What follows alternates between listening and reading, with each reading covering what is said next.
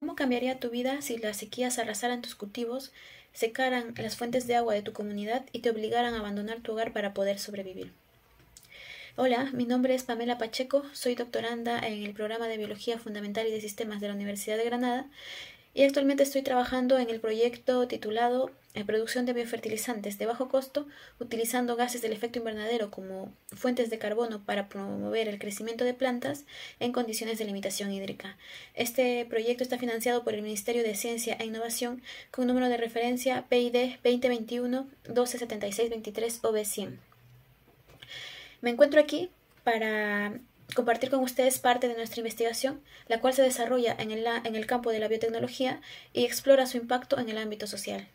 El cambio climático es un problema ambiental importante que está afectando a todo el mundo, pero el cambio climático no solo representa un desafío ambiental, sino que también genera importantes problemas sociales, afectando la vida de las comunidades, exacerbando desigualdades y poniendo en riesgo el bienestar de las poblaciones más vulnerables.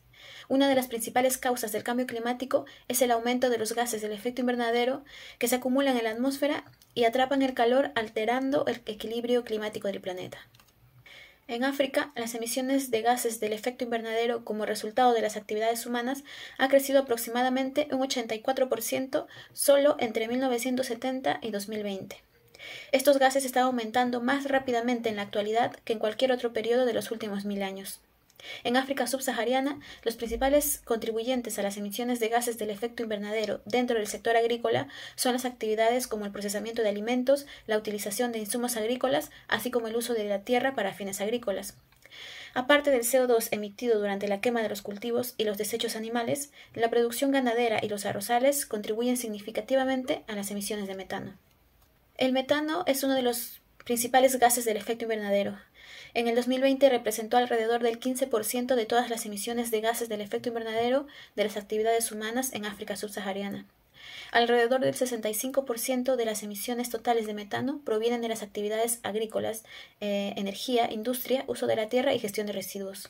El incremento de la temperatura global, en parte debido a las emisiones de gases del efecto invernadero, altera los ciclos de la lluvia y aumenta la frecuencia e intensidad de las sequías, afectando gravemente a muchas regiones del continente africano. La FAO considera que la agricultura en esta región es la principal fuente de sustento para una población de aproximadamente 1000 millones de personas, ya que contribuye enormemente a la mayoría de las economías de esta región, y además existe una relación en forma de U entre las emisiones de metano de la agricultura y el ingreso per cápita. Las emisiones de metano que están asociadas al cambio climático y al aumento de la severidad de la frecuencia de las sequías suelen ser altas en los niveles más bajos de ingreso per cápita, y a medida que el ingreso mejora, las emisiones disminuyen gradualmente hasta un punto de inflexión, más allá del cual nuevas mejoras en el ingreso comienzan a agravar nuevamente las emisiones de metano de la agricultura. Por otro lado, existe una correlación entre el ingreso y el acceso al agua para los cultivos. Esta relación en forma de U entre el ingreso y las emisiones de metano es notable, ya que contrasta con la hipótesis ampliamente aceptada de la curva ambiental de Kuznets, que sugiere una relación en forma de U invertida entre el ingreso per cápita y la degradación ambiental. Según la curva de Kuznets, la degradación ambiental aumenta inicialmente con el ingreso y disminuye después de alcanzar un cierto nivel de ingreso.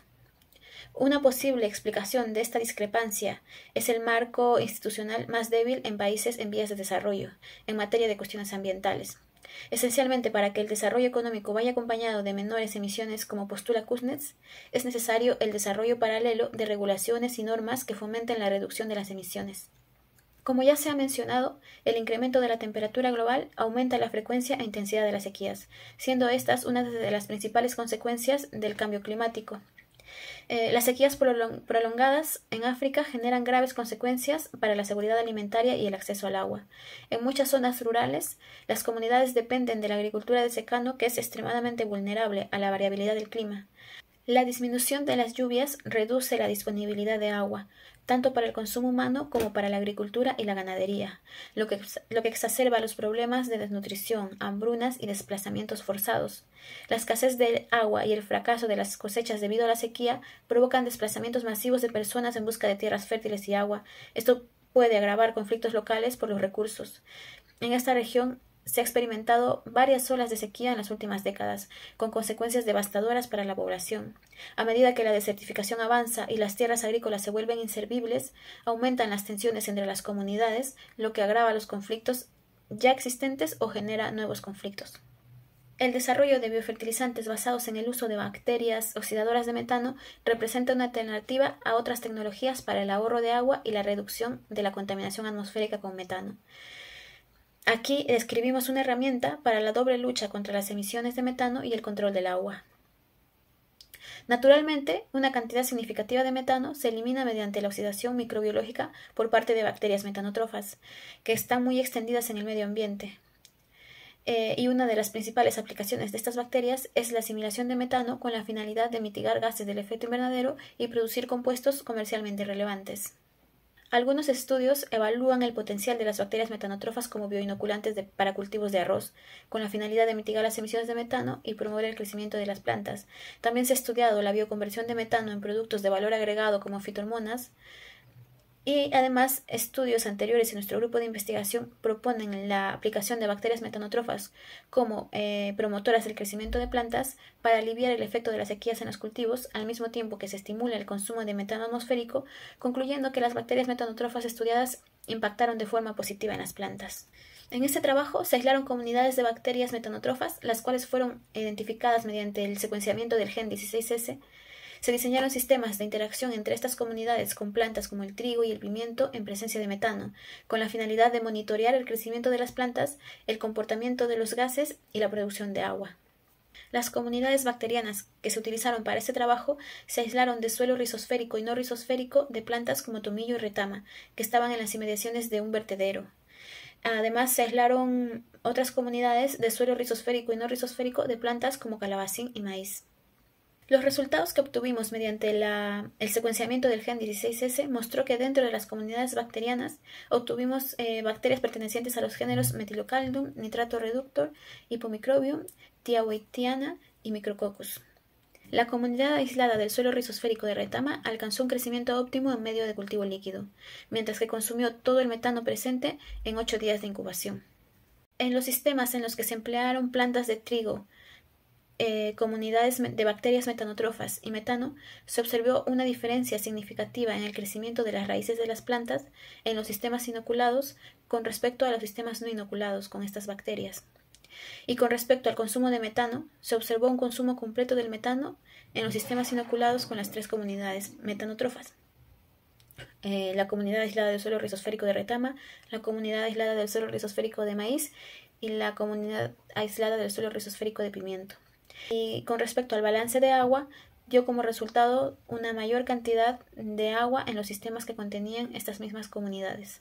Finalmente, en los sistemas con pimientos como plantas de ensayo, se obtuvieron plantas más grandes y menor reducción de agua en los sistemas que contenían la comunidad de bacteria metanotrofa evaluada en presencia de metano.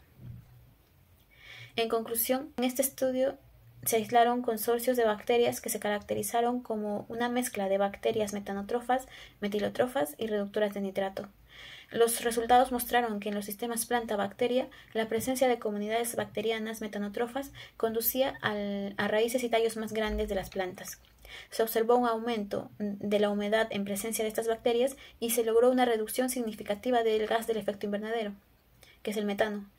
Nuestros resultados muestran que las bacterias oxidadoras de metano representan una alternativa a otras tecnologías para el ahorro de agua y la reducción de la contaminación atmosférica del metano.